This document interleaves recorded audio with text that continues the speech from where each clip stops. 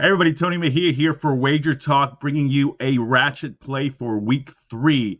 And this one's going to be played in East Rutherford, New Jersey's MetLife Stadium, where New York's most popular teams have taken turns bringing us all terrible football over the last few years.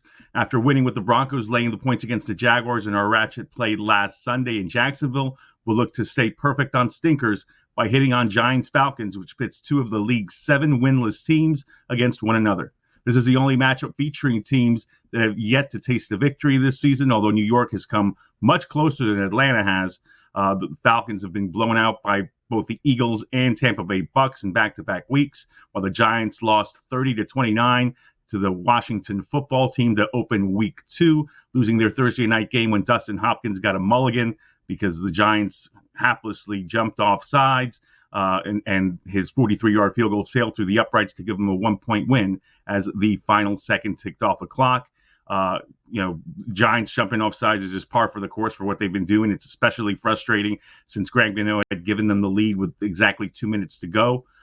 New York quarterback Daniel Jones actually did not turn the ball over. He ran for 95 yards on 9 carries, which is saying something because Saquon Barkley still doesn't look like himself. So at least he gave them a spark in the ground game, and he did not turn it over, which is revolutionary for the Giants quarterback, considering he's committed 40 turnovers, 22 interceptions, and 18 lost fumbles over his first 27 starts before his mistake-free night in Landover. Barkley, like I said, doesn't look 100%.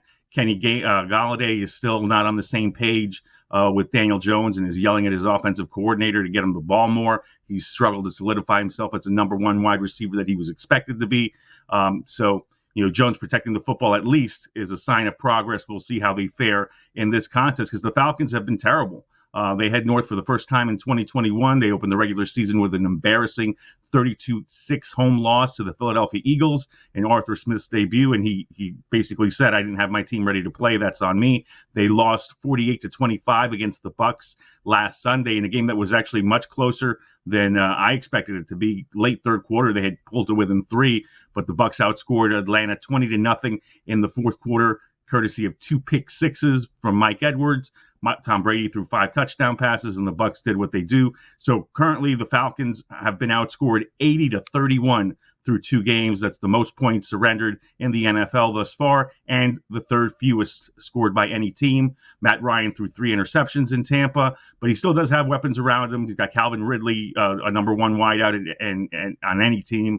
Rookie tight end Kyle Pitts, the number 4 pick. I think he'll pick it up. And they have a couple of backs, Cordero Patterson and Mike Davis, who can tote the rock some. Make no mistake, the Falcons and Giants are 2 bad football teams, but I think right now both are further along on the offensive side of the ball. Smith got hired by the Falcons because he did such a nice job with Tennessee. Joe Judge hired Jason Garrett to run his offense, and they've got more weapons around him this offseason. They went shopping. And after New York scored 13 or fewer points in 6 of their 16 games last season, all losses, they opened with scoring just 13 points, but really did make some strides against Washington. That leads us to our pick, where we're looking for offense in this bad football game. Weather's set to be perfect in East Rutherford, so look for a shootout that produces more than 47.5 points as 2 desperate teams look to avoid an 0-3 start. Ride the over in Falcons Giants. For Wager Talk, I'm Tony Mejia.